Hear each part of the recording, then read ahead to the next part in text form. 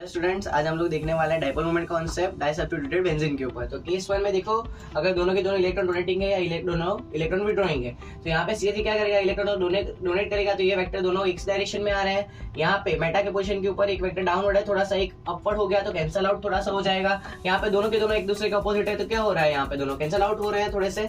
यहाँ पे देखो आप लोग, तो जब दोनों के दोनों इलेक्ट्रॉन विड्रॉइंग है तो क्या होता जाएगा, ये दोनों वेक्टर सेम डायरेक्शन में जा रहे हैं, ये दोनों वेक्टर एक दूसरे को थोड़ा सा अपोज कर रहे हैं और ये वेक्टर दोनों एक दूसरे को अपोज कर रहे हैं। तो ऐसे केस में डाइपोल मोमेंट क्या आएगा, ऑर्थो का सबसे ज्यादा, फिर मेटा का, फिर पैरा का।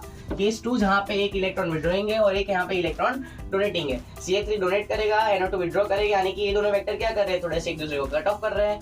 यहाँ पे दोनों क्या हो गए, वेक्टर एक दूसरे के सेम डायरेक्शन में हो गए मेटा पोजीशन में, और पैरा के ऊपर क्या होगा, ओवरऑल वेक्टर एक ही डायरेक्शन में जा रहे हैं। यानी कि ऐसे केस में डाइपोल मोमेंट क्या रहेगा, सबसे ज्यादा पैरा का, फिर मेटा का और फिर ऑर्थो का। तो ये कॉन्सेप्ट हो गया हमारे पास डाइपोल मोमेंट का in case of disubstituted benzene. Thank you.